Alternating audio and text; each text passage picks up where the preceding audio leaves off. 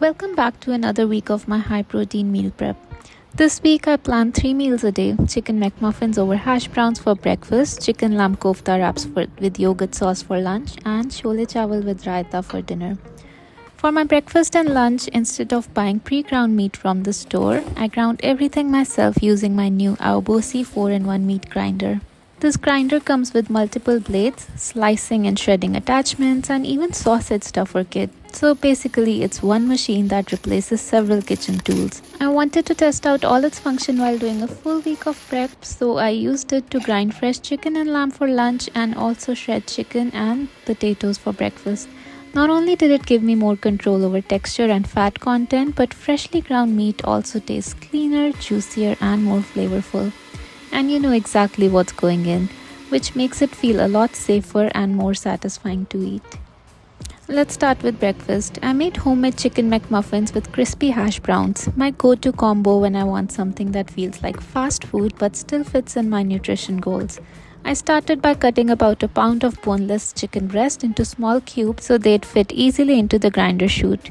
I used the medium grinding plate since it gives the perfect texture, not too fine, not too chunky. Once I switched it on, I could tell this thing was powerful. The chicken came out in clean, even strands within seconds, and the motor stayed steady the whole time.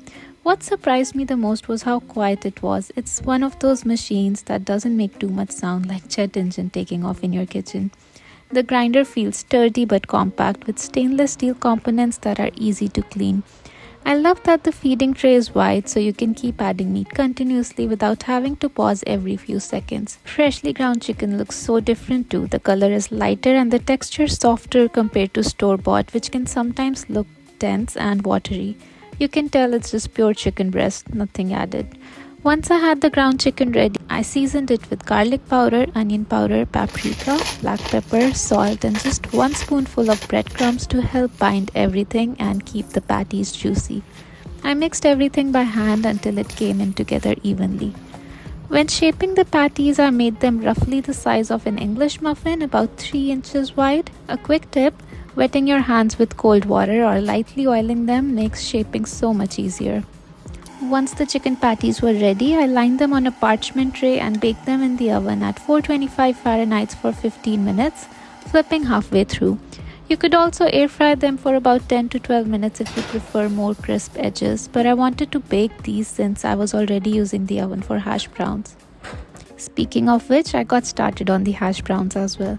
I used russet potatoes because they're higher in starch, which helps them crisp beautifully.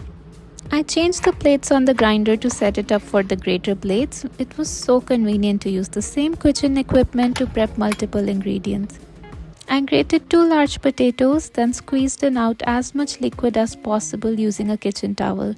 This step is key. If the potatoes are too wet, they steam instead of crisp and you end up with soggy hash browns, so please don't skip this step.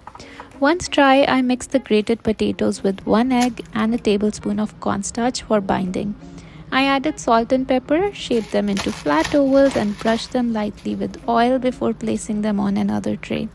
They baked alongside the chicken patties for about 25 to 30 minutes, again flipping halfway through. I love oven baking because there's no splattering oil and they still turn out perfectly golden brown. The kitchen smelled amazing by this point, warm, savory, and comforting. Once the patties and hash browns were done, I waited for them to cool down before storing them in airtight containers. At the time of eating, I reheat them and assemble the chicken sandwich fresh. I'll show you that at the end of the video. Next up for lunch, I made chicken and lamb kofta wraps with a tangy yogurt sauce. I've made koftas many times before using store-bought ground meat, but grinding it myself gave me so much more control. I wanted a mix of textures and flavors, so I used both chicken breast and lamb pieces. When you grind both of them back to back, you can really see the difference. The chicken comes out pale and smooth, while the lamb is richer in color with a slightly firmer texture. Mixing the two gives the kofta the perfect balance, juicy, flavorful, and not too fatty. I chopped 1 small onion, a handful of parsley, and 1 jalapeno finely by hand. I could have used the grinding attachment for this, but I prefer chopping instead of using the grinder here because I like a bit of texture from the herbs and onion pieces. Then I added them to the meat along with cumin, coriander, paprika, black pepper, and salt. I mixed everything thoroughly with my hands until it felt uniform. The mixture was soft but not sticky, a good sign that the fat content was just right. I oiled my hands lightly and shaped the koftas into small round balls. You can be creative here with shapes if you want. You can make classic oval kofta shape or line it on a skewer. I kept it simple like meatballs. If you ever struggle with koftas breaking apart, this is a good trick. Chilling the mixture for 10 minutes before shaping them helps them hold together beautifully. I placed them on a parchment lined tray and baked them at 425 Fahrenheit for 20 minutes, flipping halfway through until golden brown. The smell was incredible, a mix of lamb fat, spices and herbs. While koftas were baking, I made a quick yogurt sauce. I used thick Greek yogurt and stirred in a bit of garlic powder, paprika and salt. You can also add lemon juice or a drizzle of olive oil if you want it thinner, but I like keeping mine thick so it stays put in wraps.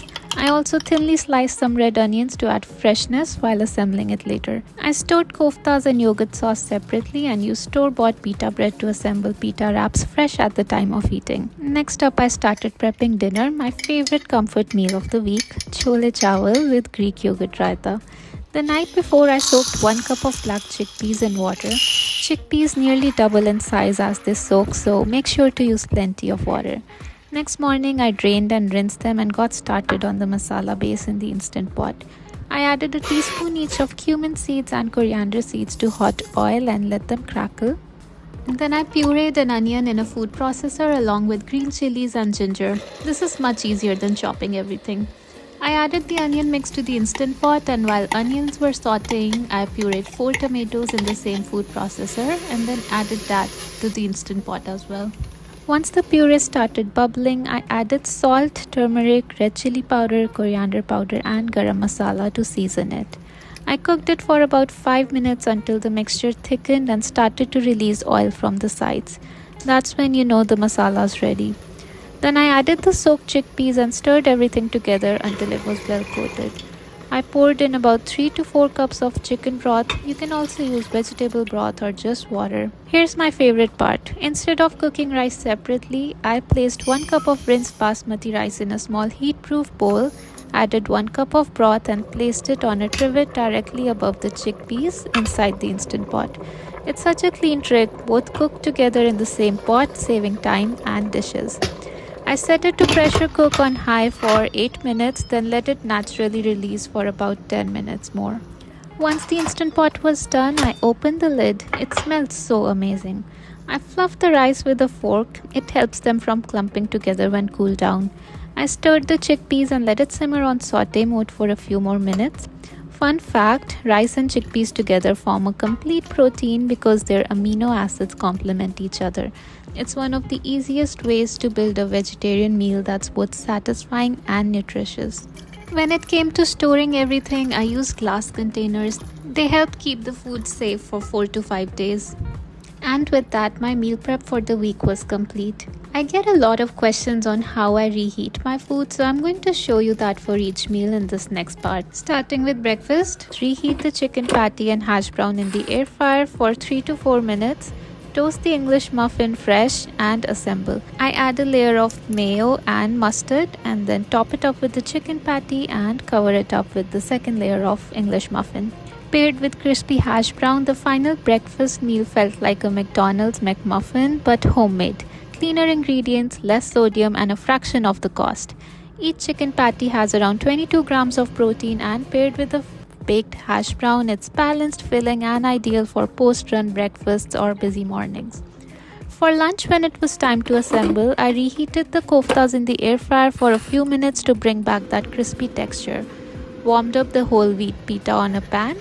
And in the meantime, I also chopped some tomatoes and seasoned them with sumac and lemon along with the sliced onions. To build the wrap, I spread the cold yogurt sauce inside the pita bread first, then add a handful of sliced onion and tomatoes and finally place the hot kofta inside. The contrast of cold and hot, spicy and creamy is just perfect. I add some more greens and tomatoes and onion on the side for a side salad. Each bite has this balance, the richness of lamb, the lightness of chicken and the freshness from the yogurt and veggies. It's a protein-packed meal that doesn't feel heavy. Plus it's versatile. You can serve it with rice, roasted veggies or as a wrap. Finally, for the dinner, I just microwave the rice and chickpeas together for 2 minutes. For some extra protein on the side, I made raita by mixing in Greek yogurt with roasted cumin powder, salt and red chili powder. The coolness of the yogurt perfectly balances the warm spices in the cholle. This entire meal prep lasted me 5 to 6 days. Everything stayed fresh, the flavors held up beautifully, and having all meals ready just made the week so much easier. Thanks for watching this video. Please don't forget to like and subscribe if you want to see more healthy meal prep ideas.